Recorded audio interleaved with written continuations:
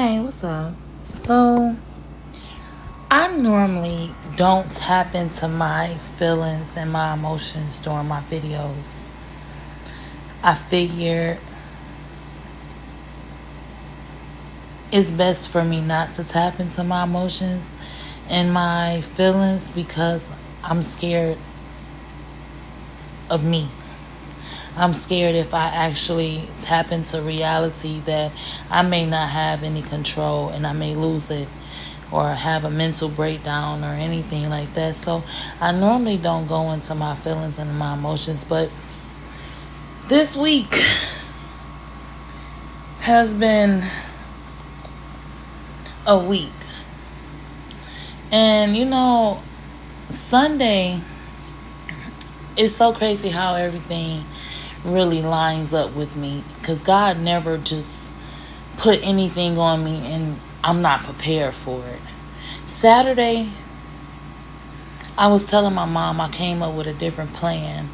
And I was telling my mom what my plan was. And she's like, no, I can do this, I can do that, I can do this. But in my mind, something is telling me no. No. So Sunday, I get to work. And I was so tired on Sunday that I was fighting to stay up. And I was just thinking like, man, I really wish my soul could be at church. And right after me saying that, I get a phone call from my pastor. My pastor like, your mom is having another episode and you need to get to the church because she's not listening. I said, okay, I'm on my way. I leave work. I get to the church. And granted, my mom goes through these things to where whatever it is, it gives her body off these, it gives off stroke symptoms. And she didn't have a stroke, but her body goes through the mouth twitching, the weakness, and her this is something we've been dealing with. So I get there, and my mama, she looked, and she kind of just rolled her eyes, like, who called? And I'm thinking in my mind, I said, so what's this gonna be? You gonna do this my way, or we gonna go their way? And she's really kind of fighting against me because she know how this is going to go. She know the turnout. And in her mind, she's so ready to go because she got this, she got that, she got this to do, this to that to do. But nothing to do, really. So, we gets her, she makes her mind up, I'm going to go to the hospital. Fine. We gets her to go to the hospital. In the process of me getting her ready, me walking, because when she walked, now it depends on which leg, if it's both legs, but however it is, we walk in together to get her to the car. I hear my daughter going back and forth. Like, I had it first. I was sitting here first. And I was just kind of just like, brushing it off really. Until I heard my daughter get yelled at. And I turned around. Zaya's going back with this lady over a chair. And she's standing her ground. I had the chair first. I had it. And the lady yelling at her, what is wrong with you, Badamuma? Granted, Zaya did have the chair first. Granted, Zaya was sitting there first.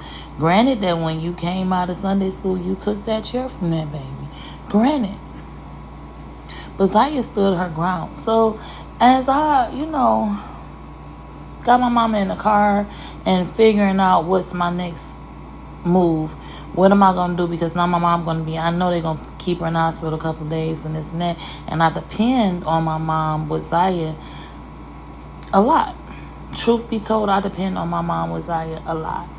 So in my mind, I'm going back and forth because I can no longer depend on my mom in this way because I don't want anything to happen to her and my child is on her hands. Not saying she's going to put my child in harm's way or anything like that. I just don't want anything to happen and I'm responsible for it. because I wouldn't know how to take that. So I'm trying to rearrange my whole life, my whole schedule. And I don't want to lose my job because I actually find a job that I somewhat enjoy waking up and going to. So I'm thinking, how can I do this? I suppose I want to start school, but everything costs. And I really don't have the money for this. I don't have the money for that. And I'm really just trying.